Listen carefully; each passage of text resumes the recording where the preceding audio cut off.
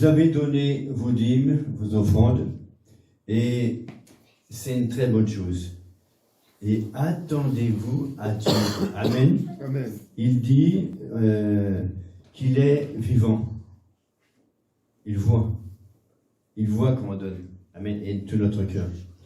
Et il est le rémunérateur de ceux qui le cherchent. Amen. Amen. Dieu est fidèle. Et il confirmera sa parole. Car il veille sur sa parole pour l'exécuter. Alléluia. Amen.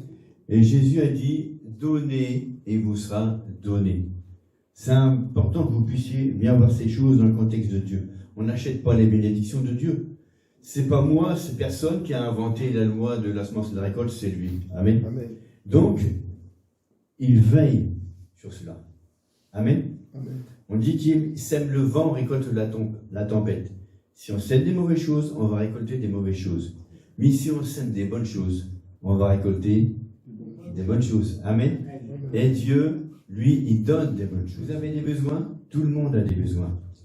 Mais dans le contexte où l'apôtre Paul est soutenu, on le voit par l'Église, et ils furent une des seules églises, si ce n'est les seules, je crois qu'il dit, dans Philippiens, l'église de Philippe, ils l'ont soutenu, et il dit, et mon Dieu pourvoira à tous vos besoins, selon sa richesse, avec l'or en Jésus-Christ. Amen. Amen. C'est pas selon le SMIC, c'est pas selon la conjoncture.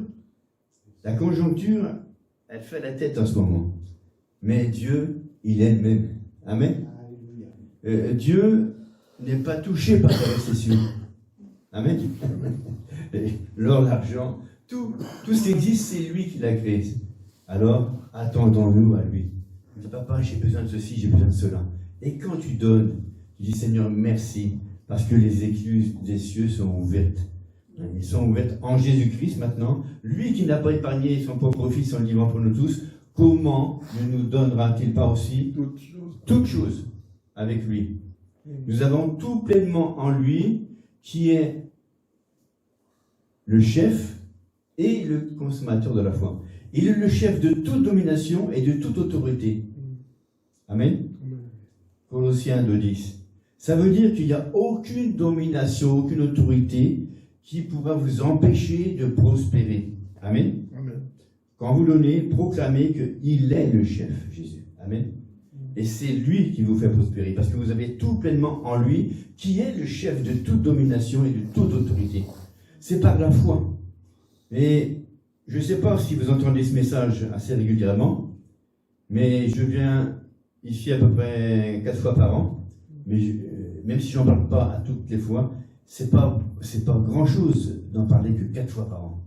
C'est une chose de tous les jours. Vous êtes confrontés à des besoins. Et vous avez besoin de vous le répéter tous les jours. C'est mon Dieu qui pourvoit. Amen. Amen. Mais si je crois qu'il pourvoit, c'est par la foi.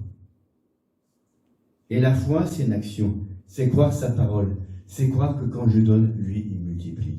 Alléluia. Amen. On n'achète pas les bénédictions de Dieu, c'est lui qui a institué ces choses-là. Alléluia. Alors réjouissez-vous. C'est pour ça que Paul dit que celui qui donne, donne avec joie. Parce qu'il s'attend à Dieu. Vous savez, la veuve qui a donné ces 2 petites pièces, tout ce qui lui restait pour vivre, elle a donné plus que les autres qui mettaient beaucoup en tant que somme. Mais elle a donné de son nécessaire. Voyez-vous?